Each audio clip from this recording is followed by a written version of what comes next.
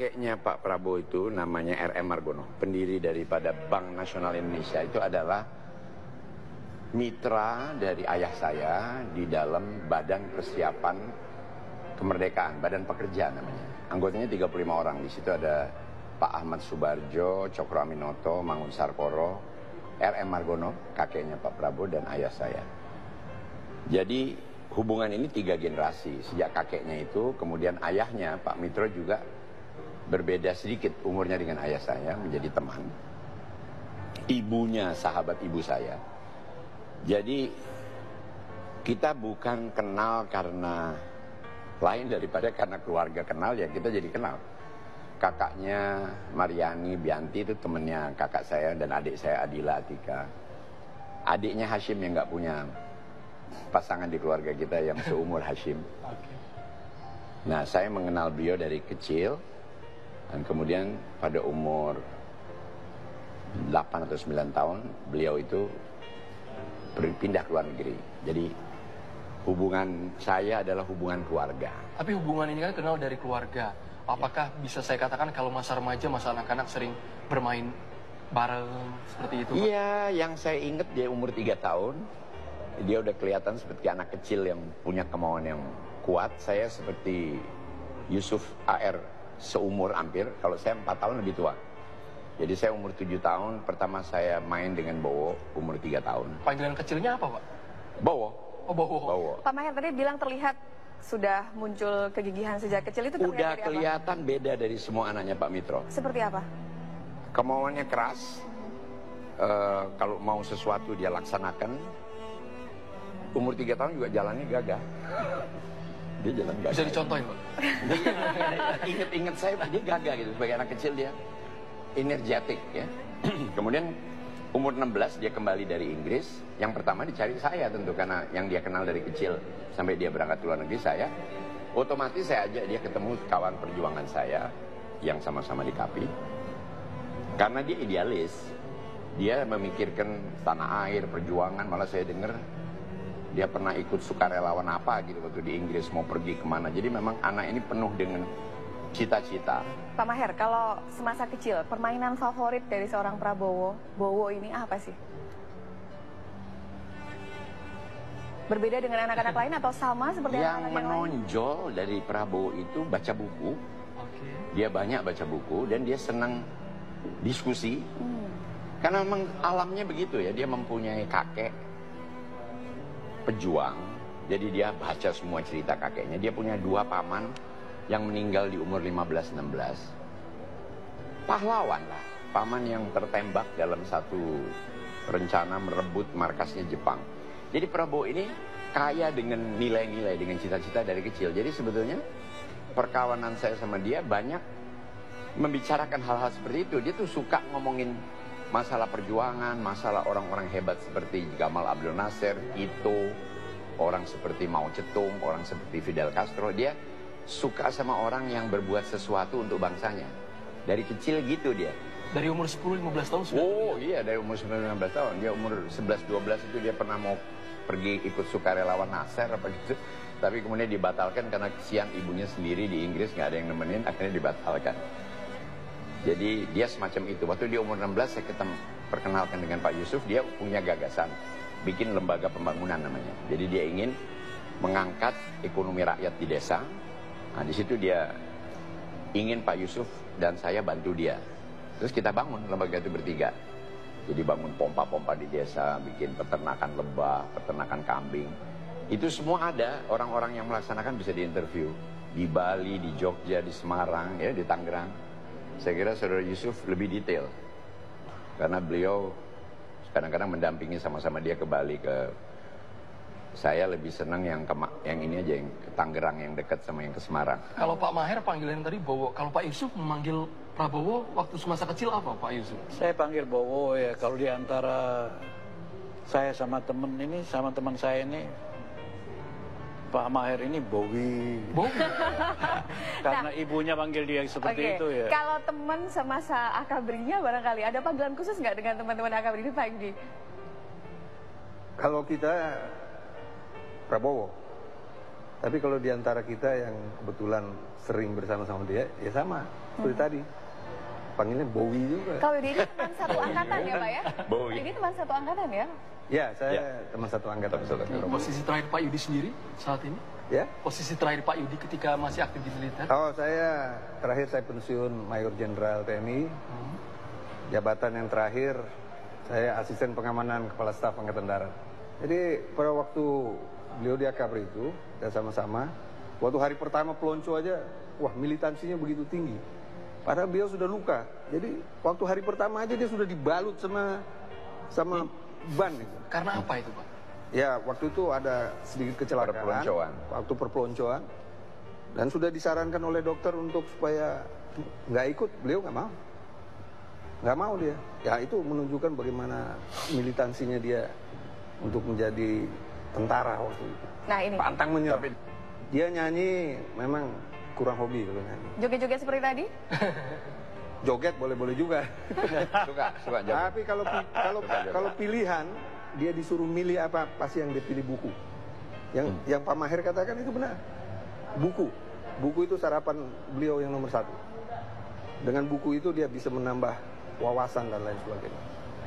Dan karena beliau itu menguasai bahasa asing, nah jadi buku apapun dia lalap. Nah semasa remaja ini kan banyak masyarakat mengenal Prabowo ini sebagai anak dari pejabat gitu. Apakah gayanya Prabowo ini sama kayak pada umumnya anak-anak pejabat yang apa ya? Oh enggak. Itu dandan yang... Jadi gini. Jadi umur 16 tahun ketika saya kenal dia itu langsung menyampaikan gagasannya sebagai seorang anak pejabat. Bagaimana mengabdi kepada rakyat miskin. Dan saya terkejut pada waktu itu. Yaitu bagaimana bentuk LSM gitu yang tadi saya ceritakan. Saya langsung oke. Saya setuju. Saya akan dukung kalau itu. Karena ini baru pertama yang saya dengar. Kemudian dia bukan tergolong orang yang ngomong aja, punya gagasan saja, tidak. Dia juga langsung bersama-sama saya dan Pak Maher, kita dirikan LSM pertama pra-orde baru untuk memberdayakan rakyat miskin di daerah pedesaan. Proyek pertama, kita dirikan poliklinik gratis buat rakyat miskin. Ini umur 16 tahun. Sudah terpikir? Bukan sudah terpikir saja, sudah dilakukan? Melakukan hal yang seperti itu. Jadi kemudian di Gunung Kidul tahun 68 semua tahu yang sebaya dengan kami. Rakyat di Gunung Kidul itu susah sekali, kena penyakit busung lapar. Lalu dia mikir, enggak, kita bikin penggaduhan kambing perah. Kita cari sumbangan, kasih kepada rakyat. Supaya pagi-pagi kambingnya itu susunya diperah, diminum. Kalau berkembang biak, bagi 2, kasih lagi yang belum dapat. Rakyat diberdayakan. Rakyat miskin di daerah pedesaan diberdayakan. Ini yang saya mau bilang sudah ada di pikiran beliau dan dia konsisten kepada ekonomi kerakyatan yang sekarang ini. Pak Yudi sama nggak dengan yang dilihat ketika pendidikan di Akabri? Waktu pendidikan di Akabri sama sekali Pak Prabowo itu tidak pernah menunjukkan bahwa dia seorang anak pejabat. Jadi dari awal tidak pernah? Tidak pernah. Tidak ada perlakuan khusus? Gitu? Tidak ada perlakuan khusus dan dia tidak pernah mau minta perlakuan khusus. Dia buktinya pada waktu dia luka saja harus dirawat di rumah sakit kampus. Dia nggak mau. Dia ikuti semua kegiatan Jadi dia punya suatu pride yang tinggi. Nah ini yang merupakan daya juang yang memang dia punyai dari mulai. Dan dia sangat humanis seperti apa yang dikatakan oleh Pak Yusuf. Dia sangat care kepada kawan-kawannya. Jadi setiap kalau kita cuti, itu dia bawa kawan-kawannya dari daerah yang belum pernah lihat Jakarta untuk tinggal di rumah di Jalan Kartanegara. Jadi dulu itu kalau cuti, rumah di Kartanegara itu udah seperti markas Taruna. Dari berbagai tingkat, apalagi pada waktu dia sudah senior, dia ajak juniornya di sana. Dia tunjukkan bagaimana Jakarta. Dia bilang, masa kamu orang Indonesia belum pernah lihat ibu kota? Kan banyak, karena dulu kita Akabri itu kan kalau mendaftar dari daerah bisa langsung ke Magelang gitu. Nah itu yang bagaimana humanisnya Pak Prabowo Tapi ada sisi yang paling menonjol nggak ketika di kesatuan? di Di militer maksud saya. oh jadi begini, kami dulu sama-sama, setelah itu beliau memang dari dulu sudah youth, kalau saya nggak jadi Kopassus saya nggak mau jadi tentara. Jadi memang tujuannya untuk menjadi pasukan elit itu udah obsesi buat dia, nggak ada tawaran lagi, dia harus menjadi Saya perwira tambahin sedikit ya. Pertanyaan Anda kan kayak anak pejabat ya dia.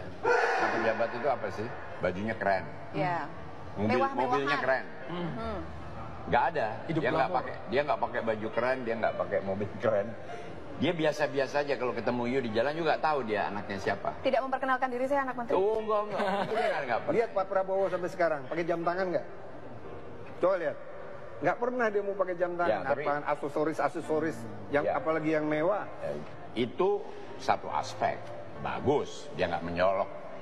Tapi yang dikatakan Pak Yusuf tadi, nomor 16 dia udah punya cita-cita itu. Yang saya lebih kagum lagi, umur 22 dia udah masuk di tengah hutan belantara bertempur. Dan dia hampir mati di waktu umur 22 itu. Dia pernah terkepung dan hampir mati. Dikeroyok sama Fritilin ratusan orang, dia masuk di lalangnya dibakar. Jadi iya unik dia. Untuk anak Indonesia umur 22 tahun, Masih Keunikannya banyak. apa unik dong. Masih banyak yang lain. Masih banyak, Unik, nekat, bandel. Oh, Nanti dijawab nanti. Sepertinya memang ada. Tapi setelah jeda ya, kita akan Karena bahas lagi berani setelah jeda. sekali, kadang-kadang bisa dibilang nekat. Media mengatakan di mata publik ada kesan Prabowo ini sosok yang keras, yang tegas, yang saklek gitu Pak. Kalau saya menyebutnya, mungkin dari Pak Maher dulu yang komentar. Saklek iya, dia memang sangat saklek, dia serius, dia nggak suka bercanda. Kalau dia mau melaksanakan sesuatu dia laksanakan. Kalau kesan di masyarakat bahwa dia keras, itu hanya kesan. Kita sebagai teman-teman yang dekat yang tahu dia hatinya sangat lunak. Dan dia Cepat. keras itu kepada prinsip. Iya, dia cepat belas kasihan sama bawahannya, sama orang kecil. Jadi kalau dia diamakan keras, ya maaf aja, dia keras sama atasan yang nggak adil. Saya dengar pernah ada peristiwa pembagian beras makanan anak buahnya tidak dibagi dengan baik, dia marah. Jadi memang kalau mau diambil aspek marahnya jadi kelihatannya kayak sangar. Tapi kalau dilihat sebabnya apa, ya dia pembela orang kecil. Dan saya melihatnya begitu. Mau tambah? Ya, memang seperti itu. Dia keras. Keras itu bukan berarti keras memukul orang, bukan. Keras pada prinsip. Hal-hal yang prinsip dia sangat keras. Dia komited dengan hal yang prinsip dan tegas. Tegas itu dalam kaitannya tegas, cepat mengambil. Kalau kita di tentara kan quick to see, quick to decide, and quick to act. Ada satu cerita. Ketinggalan, boom. Satu cerita bahwa dia itu otoriter, tidak mau dikritik. Nah, jadi pernah satu ketua bidang pertahanan di DPP Gerindra, saya bukan Gerindra ya. Ini anak muda, dia mengkritik Pak Prabowo ini bla bla bla sampai di berita satu masuk. Yang terjadi anak itu bisa jadi caleg DPR RI. Jadi coba bayangkan ketua umum partai atau ketua dewan pembina partai dikritik, misalnya di partai-partai lain ya, dikritik Dipecat kali. sampai dipublis di berita satu, akhirnya kok sosok Prabowo itu Ya, dia bisa keras, menerima, tegas, dia tapi memaafkan. tetap demokratis. Dia ingin supaya orang banyak bilang dia tidak yang kayak Anda tanya gitu, tapi dia relax. Kalau ada masukan yang baik dia terima, tapi dia tegas. Dia jadi ada sosok seorang yang berani, tegas, cerdas, dan berwibawa. Saya kira saat Indonesia seperti ini, kita perlu sosok yang seperti itu. Sosok Ya, yang tegas kalau- dan cerdas ini makanan favoritnya apa sih Pak? Makanan favoritnya buku. Iya. Nasi, Nanti dulu. nasi goreng. Dia paling Kalau doyan makanan Nasi goreng buatan Pak favorit yang Maher. pertama, Nggak ada. saya kira buku, kemudian yang makanan favorit dalam pengertian menu ya Enggak Pak gini. Maher lebih ngerti. soal Gini, itu kan. saya mau nambahin sedikit. Seriusnya tuh gini. Dia datang dari latar belakang pendidikan barat. Oke. Di barat itu bercanda tuh ada waktunya gitu loh. Kita kan rada bercanda kapan aja. Jadi dia memang nggak ketawa sama kita kalau kita bercanda nggak di tempatnya, nggak di saatnya, di dalam rapat kita bercanda. Dia nggak suka bercanda. Bercanda itu ada waktunya. Itu membuat dia terkesan serius. Ya makanya dia walaupun dia pendidikannya di barat, tapi dia tidak pernah ke barat-baratan. Dalam berbicara pun, dia selalu lebih memprioritaskan menggunakan bahasa Indonesia daripada istilah-istilah. Dan bagus bahasa Indonesia. Dan bahasa Indonesia bagus. Bagus sekali. Padahal dia sekolah lama di luar negeri. Bahasa Inggrisnya Wah, kalau bahasa Inggrisnya luar fasih, biasa. sudah kayak Luar mother biasa. language. Mungkin kalau boleh saya bisa menceritakan sedikit bagaimana beliau berkiprah di militer selama beliau menjadi. Jadi memang banyak yang sudah dilakukan sama beliau. Jadi dalam prestasi militernya dia mampu mengamankan Presiden Fretilin pada waktu itu, Lubato. Nah kemudian juga pada waktu ada penyanderaan orang-orang asing di Mapenduma, itu kan beliau langsung memimpin, menggunakan segala itu. Motivasi beliau memimpin operasi itu adalah untuk menjaga nama baik negara dan bangsa. Apabila terjadi sesuatu kepada negara orang asing di negara ini, bagaimana malunya bangsa ini? Kan begitu, termasuk angkatan bersenjata. Oleh karena itu beliau begitu tinggi keinginannya untuk bagaimana membebaskan tanpa ada korban. Nah, itu prestasi yang sangat baik. Itu salah satu hal yang paling berkesan di mata Pak Yudi. Kalau di mata Pak Maher apa Pak yang paling berkesan dan diingat sampai sekarang? Atau momen-momen yang paling tidak bisa dilupakan? Enggak, intinya pertanyaan Anda kan, dia bercanda enggak? Dia humane enggak? Iya, dia humane. Untuk teman-teman dekatnya, dia lucu. Yang lucu segala macam. Kelucuannya enggak menutupi mata kita dari kenyataan bahwa dia yang melumpuhkan presidennya Fretilin Lubato. Dia yang membebaskan sandera itu, dan dia dapat pujian dari komandannya M6-nya Inggris sebagai salah satu pasukan terbaik di dunia. Termasuk mengirimkan orang Kemudian Indonesia dia pertama ke Mount Everest. Dia juga yang menaklukkan. Kan Jadi bendera dia punya Indonesia prestasi. pertama oleh anak buahnya Pak Prabowo kirim ke Mount Everest. Jadi intinya kan kita mau bilang dia balance. Dia ada segi-segi seriusnya, ada segi-segi humannya. Prestasi nggak usah ditanya, dia sangat berprestasi. Artinya di dalam militer saya nggak melihat ada orang yang menonjol seperti itu. Orang-orang seperti Prabowo itu bisa dihitung jari. Barangkali Pak Yunus Yosvia. Yang paling berkesan buat saya sama Pak Prabowo dari Angel Politik ya. Saya ini 18 kali ketika Pak Harto lengser diskusi dengan Pak Harto. Walaupun sebelumnya saya itu sering keluar masuk tahanan. Nah, ada dua korban daripada peristiwa Mei. Ini dari sudut Angel Politik, seorang Yusuf Ayer melihat keadaan. Yang mendapatkan keuntungan politik yang kuasa pada waktu itu.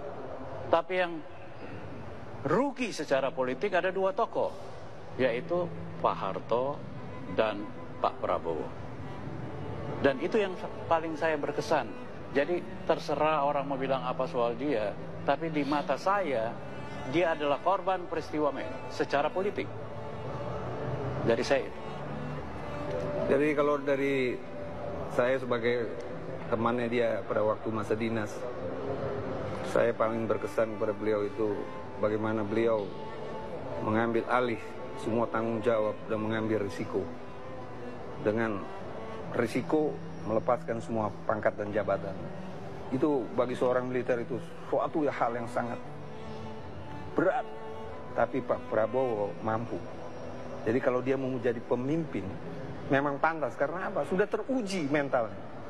Orang kehilangan sesuatu pasti akan down gitu. Pak Prabowo tidak. Dia langsung melanjutkan kehidupannya. Dan sekarang dia mampu kembali bangkit sebagai seorang Prabowo. Pak Maher, ini terakhir juga, kenangan terindah, momen-momen terindah yang paling berkesan bersama dengan Prabowo apa Pak? Banyak ya yang indah. Ada yang paling pasti Pak. Ini paling dekat ini, kalau yang indah-indah tanya. Yang indah, kalau kita lagi beramai-ramai makan enak. Enggak, bahwa dia pada satu saat mengatakan pada saya, sesudah perjalanan yang jauh ini, mengapa tidak saya menempatkan diri saya untuk memimpin bangsa ini dalam proses konstitusi dan demokratis. Kalau saya kalah ya udah, tapi saya melakukan apa yang saya harus lakukan. Karena saya dari kecil cita-citanya ingin memperbaiki nasib bangsa ini dan mengangkat martabat bangsa ini. Semudah-mudahan. Dan yang terindah dari segi politik dari saya, Prabowo itu tidak suka black campaign.